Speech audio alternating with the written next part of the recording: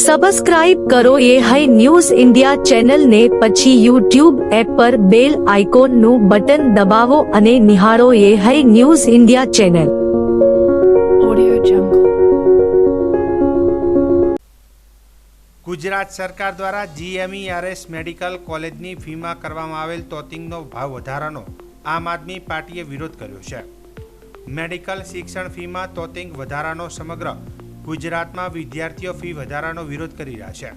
ત્યારે સરકારના નિર્ણયના વિરુદ્ધમાં આજે આમ આદમી પાર્ટી દ્વારા ગુજરાતના દરેક જિલ્લામાં કલેક્ટર કચેરી ખાતે આવેદનપત્ર આપી વિરોધ પ્રદર્શન કરવામાં આવ્યું અને ફી વધારો પાછો ખેંચવાની માંગ કરવામાં આવી હતી. ત્યારે આજે ડીસામાં ઇન્ડિયા ગઠબંધન દ્વારા પણ નાયબ કલેક્ટરને આવેદનપત્ર પાઠવ્યું હતું અને આમ આદમી પાર્ટી પ્રદેશ નેતા ડૉક્ટર રમેશભાઈ પટેલે જણાવ્યું હતું કે ઇન્ડિયા ગઠબંધન દ્વારા ગુજરાત સરકાર સમક્ષ માગણી કરી છે કે સરકારના આ નિર્ણયથી ગુજરાતભરના વાલીઓમાં રોષની લાગણી ફેલાયેલી છે, તો આ બાબતે આપની કક્ષાએથી ઘટતું થાય તે ખૂબ જરૂરી અને હિતાવશ્યક છે. ગુજરાત રાજ્યના તમામ વિદ્યાર્થીઓ કે જે તબીબી અભ્યાસ કરવા માટે ઉત્સુક છે તેમજ તેમના વાલીઓ અને તબીબી શિક્ષણના સાર્વત્રિક હિતોને ધ્યાનમાં રાખી ગુજરાત સરકાર દ્વારા લાદવામાં આવેલો આ તોતિંગનો ફી વધારો તાત્કાલિક અસરથી પાછો ખેંચાય તેવી માગણી કરવામાં આવી હતી અને સરકાર દ્વારા જો ભાવ વધારો પાછો નહીં ખેંચાય તો ઇન્ડિયા ગઠબંધનના ડૉક્ટર રમેશભાઈ પટેલ સહિત જગદીશભાઈ મોદી દ્વારા ગુજરાત સરકાર સામે ઉગ્ર આંદોલન કરવાની ફરજ પડશે તેવી ચીમકી પણ ઉચ્ચારવામાં આવી હતી. આજે ઇન્ડિયા ગઠબંધન એટલે કે આમ આદમી પાર્ટી અને કોંગ્રેસ દ્વારા જે ભ્રષ્ટ ભારતીય જનતા પાર્ટીએ ગુજરાતમાં મેડિકલ ક્ષેત્રમાં એટલે કે GMERSમાં જે ફી વધારો કર્યો છે એના વિરોધમાં આવેદનપત્ર અમે આપ્યું છે અને એ ફી વધારો પાછો ખેંચવા માટે અમે સરકારને ઉગ્ર રજૂઆત કરીએ છીએ. હવે આના માટે હું તમને 2-3 ફેક્ટ જણાવવા માગું છું કે GMERS એટલે Gujarat education and medical research institute, એમાં અત્યાર સુધી એક વર્ષની જે ફીસ હતી એ ફીસ હતી 3,30,000. હવે એ વધારી અને જે હું વાત કરું છું તમને એ જનરલ કોટાની વાત કરું છું, એ વધારી 5.5 લાખ રૂપિયા કરી દીધી અને મેનેજમેન્ટ કોટા જે અત્યાર સુધીની ફીસ હતી એ ફીસ હતી 9 લાખ રૂપિયા, જે વધારીને 17 લાખ રૂપિયા કરવામાં આવ્યું. એનો મતલબ કે તમારે જનરલ કોટામાં ડૉક્ટર બનવું હોય તો જે પહેલાં તમારે 14 થી 15 લાખ રૂપિયા થતા હતા એ 25 લાખ રૂપિયા કરવામાં આવ્યા. બીજું કે જ્યારે જનરલ કોટામાં તમારે જે 40 લાખ રૂપિયામાં તમે ડૉક્ટર 5 વર્ષમાં બનતા હતા એ વધારી અને 70 લાખ રૂપિયા કરવામાં આવ્યા છે. હવે તમે વિચાર કરો કે ગરીબ વર્ગનો દીકરો, એક ગરીબ વર્ગની દીકરી, એક મધ્યમ મિડલ ક્લાસ ફેમિલીમાંથી આવતું બાળક શું લાગે આટલા પૈસામાં ડૉક્ટર બની શકશે?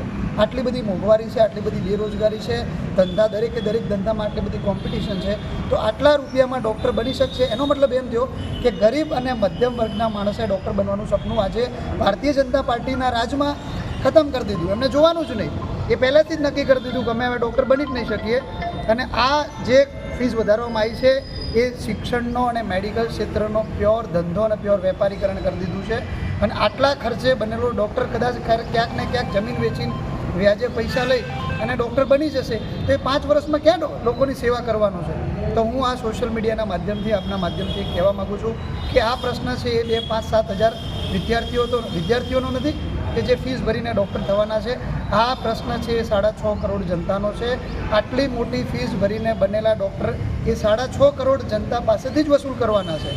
તો મારી વિનંતી છે કે આ જે લડાઈ વિદ્યાર્થીઓને છે એ વિદ્યાર્થીઓની લડાઈમાં ગુજરાતના દરેકે દરેક માણસે સાથે આવવું જોઈએ અને લડવું જોઈએ. અને ગુજરાત સરકારને પણ હું વિનંતી કરું છું, હું પોતે ડૉક્ટર છું, પોતે ઓર્થોપેડિક સર્જન છું. 2002 એટલે કે 22 વર્ષ પહેલાં હું જ્યારે ભણતો હતો ત્યારે 1400 સીટો હતી, એમાં 850 સીટો હતી એ ગવર્મેન્ટ હતી અને 350 થી 400 હતી એ પ્રાઇવેટ મેડિકલ કોલેજ. હવે એની સામે આજે 22 વર્ષ પછી હકીકતમાં સરકારી સીટો વધવી જોઈએ, ઓછા પૈસામાં ડૉક્ટર સરકારે બનાવવા જોઈએ. મને ખબર નથી પડતી કે સરકારને ઓછા રૂપિયામાં ડૉક્ટર બનાવવામાં ક્યાં પેટમાં દુખે છે. શ્રી સૌધર્મ બૃહદ પાકચ ત્રિસ્તુતિ જૈનાચાર્ય શ્રી જયંત સેન સુરેશ્વરી મહારાજની જન્મભૂમિ પેપરાળ તીર્થમાં ગચ્છાધિપતિ શ્રી નિત્યસેન સુરેશ્વરી મહારાજ આદિ અનેક સાધુ સાધ્વી મહારાજનો ચાતુર્થ માસ પ્રવેશ રવિવારે સવારે 8 કલાકે યોજાશે. આ પ્રસંગે ચાતુર્થ માસ આયોજક શ્રી જૈન સેન સુરી શાસન પ્રભાવક ટ્રસ્ટ પેપરાળ તરફથી ચાતુર્થ માસ પ્રવેશની ભવ્ય શોભાયાત્રાનું આયોજન જાત્રા આસોદર 3 રસ્તાથી પ્રારંભ થઈને પેપરાળ તીર્થના મુખ્ય માર્ગ પર પરિભ્રમણ કરી તીર્થ સંકુલમાં ધર્મસભામાં પરિવર્તિત થશે. શોભાયાત્રામાં 7 બગી 5 અશ્વ, મધ્યપ્રદેશનું સુપ્રસિદ્ધ મધુકર બેન્ડ, ગુજરાતનું અજંડા બેન્ડ, પંજાબનું ભટિંડા બેન્ડ, નાસિક ઢોલ, કથક મંડળી, કચ્છી પુડી મંડળી, શરણાઈ, રંગોળી સહિત અનેક મંડળી, ઝાંખી આદિ આકર્ષણ સાથે રજવાડી ઠાઠથી શોભાયાત્રા યોજાશે. ચાતુર્થ માસ પ્રવેશમાં સંમલિત થવા માટે મધ્યપ્રદેશ, રાજસ્થાન, ગુજરાત, આંધ્રપ્રદેશ, મહારાષ્ટ્ર, કર્ણાટક, દિલ્હી સહિત અનેક રાજ્યોમાંથી જૈન સંઘ અને ગુરુ ભક્તો થશે. જૈનાચાર્ય શ્રી નિત્યસેન સુરેશ્વરી મહારાજ અને નારોલીવાળા મહારાજના હુલામણા નામથી ઓળખાય એવા મુનિરાજ શ્રી ચારિત્ય રત્ન વિજયજી મહારાજ સહિત 30થી વધારે સાધુ સાધ્વી મહારાજ ગુરુ જન્મભૂમિ પેપરાળ તીર્થમાં ચાતુર્થ માસ નિમિત્તે 4 મહિના સ્થિરતા કરશે. દેશમાં આજે સહકારિતા દિન નિમિત્તે ઉજવણી થઈ રહી છે ત્યારે બનાસકાંઠાના સહકારિતા મોડલની દેશભરમાં ચર્ચા છે. ત્યારે આજે કેન્દ્રીય ગૃહ અને સહકારિતા મંત્રી શ્રી અમિતભાઈ શાહ બનાસકાંઠા જિલ્લાની મુલાકાતે પધાર્યા હતા. સરકારી માળખા દ્વારા ગામડાઓમાં મળતી સેવાઓના નિરીક્ષણ અર્થે આવેલા કેન્દ્રીય ગૃહમંત્રી શ્રી અમિત શાહે આજે થરાદ તાલુકાના ચાંગડા ગામે વિવિધ કાર્યક્રમમાં ઉપસ્થિત રહી સહકારી માળખાકીય સેવાઓનું નિરીક્ષણ કર્યું હતું. બનાસકાંઠા જિલ્લાના સરહદી થરાદ તાલુકાના છેવાડાના ગામ ચાંગડા ખાતે કેન્દ્રના ગૃહમંત્રી અને સહકારિતા મંત્રી શ્રી અમિત શાહની ઉપસ્થિતિને પગલે ગામમાં દિવાળી જેવો માહોલ જોવા મળ્યો હતો. લોકોએ ખૂબ ઉત્સાહ સાથે શ્રી અમિત શાહનું સ્વાગત કર્યું હતું. લોકોનો અદમ્ય ઉત્સાહ જોઈ શ્રી અમિત શાહે પણ લોકોને રૂબરૂ મળી હસ્તધનુન કરી અભિવાદન ઝીલ્યું હતું. આ પ્રસંગે કેન્દ્રીય ગૃહ અને સહકારિતા મંત્રી શ્રી અમિત શાહના હસ્તે ચાંગડા દૂધ ઉત્પાદન મંડળીની દૂધ ઉત્પાદક મહિલા સભ્યોને 0% વ્યાજ સાથેના માઇક્રો ATM રૂપે કાર્ડ વિતરણ કરવામાં આવ્યા હતા. તેમાં સહકારી પાયલોટ પ્રોજેક્ટ, પેક્સ કાર્યાલય અને સેવા સહકારી મંડળીના ગોડાઉનની મુલાકાત સાથે બનાસ ડેરી, બનાસ બેંક અને માર્કેટયાર્ડ તેમજ જિલ્લા સંઘ, તાલુકા સંઘના ચેરમેન, ડિરેક્ટરો, આગેવાનો અને હોદ્દેદારો સાથે રાજેશ્વર મંદિર ખાતે સંવાદ કર્યો હતો. આ પ્રસંગે વિધાનસભાના અધ્યક્ષ અને બનાસ ડેરીના ચેરમેન શંકરભાઈ ચૌધરી, રાજ્યના સહકારિતા મંત્રી જગદીશભાઈ વિશ્વકર્મા, ધારાસભ્ય Kesaji Chauhan, Pravinbhai Mali, collector Shri Varunkumar Barnwal, Kutch Bhuj range IG Chirag Kordiya, પૂર્વ સાંસદ પરબતભાઈ પટેલ, સંગઠન જિલ્લા પ્રમુખ કીર્તિસિંહ વાઘેલા, બનાસ બેંકના ચેરમેન સવસીભાઈ ચૌધરી સહિત સહકારી અગ્રણીઓ અને ગ્રામજનો મોટી સંખ્યામાં ઉપસ્થિત રહ્યા હતા. જેવીબેન, અમાને બધાય અહીં મળી રહે છે. ડેરીમાં અમાને ખૂબ ફાયદો છે. એટલે અમાને ઘી, તેલ, બધું ખડ, ભૂકી બધું અમાને વ્યવસ્થા મળી રહે. ઘઉં બીજા અમારે બહાર કોઈ જવું પડતું નહીં. અમારે વ્યવસ્થા હે હાસવાય બરી. અમારે 15 દાડે પગાર શું કે બ્રો, અમારે બાળકા બીજા ભણાવના તો પૈસાની વ્યવસ્થા વે બરી. બધી અમાને સગવડ છે બરી. અમારે આ કાર્ડ આલીને જાય 50,000 રૂપિયા. અમારે જરૂર પડે તો અમારે ઉપાડવાના, ન જરૂર હોય તો કોઈ નહીં. અમને એમાં ફાયદો છે, ફાયદો ખૂબ છે. મારું નામ પટેલ બુધરાભાઈ રાવતાજી. હું ચોંગડા ઉત્પાદક સહકારી મંડળીનો મંત્રી છું. આજે અમિત શાહ સાહેબ અમારી મંડળીની મુલાકાત લઈ ગૃહમંત્રીએ અને ગામને પાવન કરી દીધું છે. અમારી મંડળીની શરૂઆત 1983માં થઈ હતી અને 85માં રજિસ્ટર થઈ. આજે મંડળીમાં એવરેજ 15,000 લીટર દૂધ આવે છે અને ગામનો સારો વિકાસ થયો છે દૂધ ડેરીના કારણે. એના કારણે સહકારી પ્રોગ્રામ ગૃહમંત્રીએ ગોઠવ્યો એ બદલ ખૂબ આભાર. હા, કિસાન ક્રેડિટ કાર્ડ 50,000ના આલ્યા છે. એનાથી મહિલાને વગર વ્યાજે 50,000 રૂપિયા વાપરવા મળશે. એથી ખૂબ પશુપાલનમાં ફાયદો થશે એમને.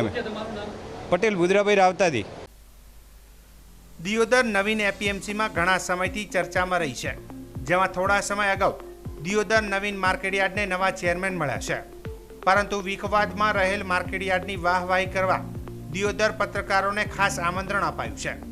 દિયોદર નવીન એપીએમસી યાર્ડ ખાતે શનિવારના રોજ સાંજે 5 થી 8 કલાકે નવીન માર્કેટયાર્ડના ચેરમેન માલાભાઈ પટેલ તથા સેક્રેટરી પરાગભાઈની હાજરીમાં એક પત્રકાર સાથે બેઠકનું આયોજન કરવામાં આવ્યું હતું, પરંતુ દિયોદર પત્રકારો નવીન માર્કેટયાર્ડ પહોંચ્યા ત્યાં ખુદ ચેરમેનની ગેરહાજરી જોવા મળી હતી અને નવીન માર્કેટયાર્ડમાં માત્ર અમુક પત્રકારોને ફોન કરી બોલાવી આગામી સમય નવીન માર્કેટયાર્ડમાં યોજાનાર કાર્યક્રમમાં વાહવાહી કરવા આહવાન કરાયું હતું.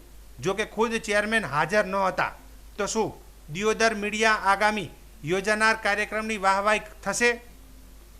વિખવાદમાં રહેલ નવીન માર્કેટયાર્ડ શું પત્રકારોને બોલાવી શું વાહવાહી કરવા માંગે છે? જેવા અનેક સવાલો ઊભા થયા છે. બનાસકાંઠા જિલ્લા પોલીસ અધિક્ષક અક્ષયરાજ મકવાણાના માર્ગદર્શન મુજબ બનાસકાંઠા જિલ્લામાં બનાવટી તથા જૂની રદ થયેલ ચલણી નોટો સંબંધે બનતા ગુનાઓ અટકાવવા માટે અસરકારક કામગીરી કરવા સૂચના અને માર્ગદર્શન મુજબ પાલનપુર એલસીબીની ટીમને મળેલી માહિતી મુજબ આજરોજ મળેલ લીડના આધારે મોરીલા ધનાલી ખાતે બ્રેજા કાર નંબર GJ38BA6023માંથી મળી આવેલ 2 ઈસમોના કબજામાંથી ભારત સરકાર દ્વારા ભારતીય ચલણની રદ થયેલ જૂની ચલણી નોટો જેમાં રૂપિયા 500ના દરની નોટ નંગ 11,610 તથા રૂપિયા 1,000ના દરની નોટ નંગ 1,699 મળી નંગ 13,309 તેની જૂની કિંમત 75,04,000 તથા મોબાઈલ ફોન નંગ 1 તથા બ્રેજા કાર નંબર GJ38BA6023 મળી કુલ 82,09,000નો મુદ્દામાલ કબજે કરી રદ થયેલી ચલણી નોટો આપનાર તથા નાસી જનાર સહિત અશરફભાઈ, દાઉદભાઈ, નસીરભાઈ મુમન આરોડિયા, સાદિકભાઈ, ઇદ્રેશભાઈ, અબ્રાહીમભાઈ મુમન માકનોજિયા 2 ઈસમો સહિત અન્ય આરોપી નાસી ગયેલ છે. જેમાં કુલ 4 ઈસમો સામે bank note cessation of liabilities act 2017ની કલમ 7 મુજબની કાર્યવાહી હાથ ધરવામાં આવી છે.